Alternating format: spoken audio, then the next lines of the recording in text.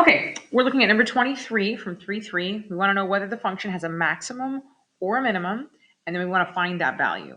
So immediately you can tell from the graph whether or not there is a maximum or a minimum, not the specific value, but just which one of them exists based on this number. That A value is telling you the orientation of your graph.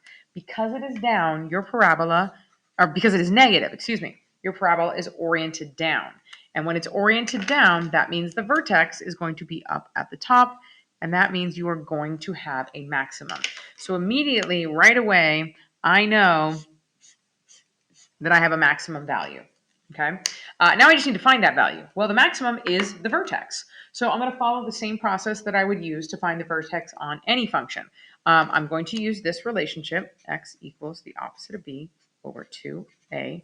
That will get me the vertex on any function, well, any quadratic function in standard form.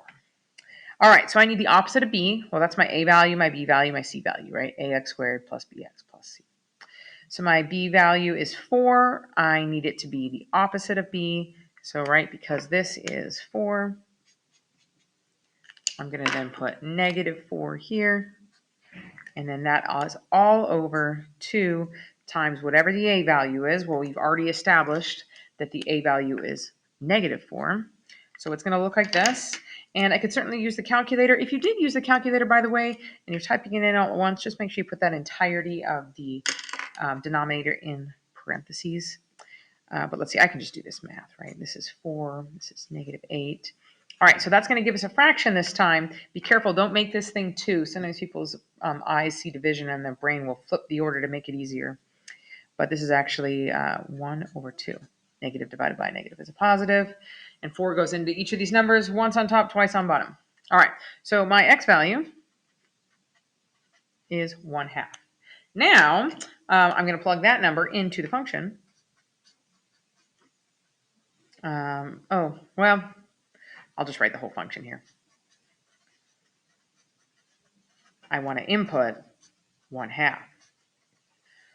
So let's see, I'm going to do 4 times 1/2 squared plus 4 times 1/2 minus 2. Oh, I was trying to color code it. I didn't do a very good job. I did it all. Here, I'll highlight it. 1/2, 1/2, 1/2. And at this point, I'm going to really want to use a calculator. It's doable, but this is going to be much harder than like this guy to just do in my head. So here, we'll set this up. We want to be really careful with syntax. Anytime you do fractions in the calculator, I highly recommend you do parentheses 1 divided by 2 parentheses. Like the division bar is division, or sorry, the fraction bar is division, and you're going to put parentheses around the whole fraction. So we're going to do 4 times. Set up my parentheses. 1 divided by 2. That's the fraction 1/2. I'm going to square that. Plus 4 times the fraction 1/2, 4 times 1/2, and then I'm going to subtract 2. And that's going to give me 1. Okay, so when I input 1/2 into the function, I'm going to output 1. That means my vertex, which in this case is a maximum, right, is going to be 1/2 1. So let me label that here at the end. My maximum, which by the way is the vertex,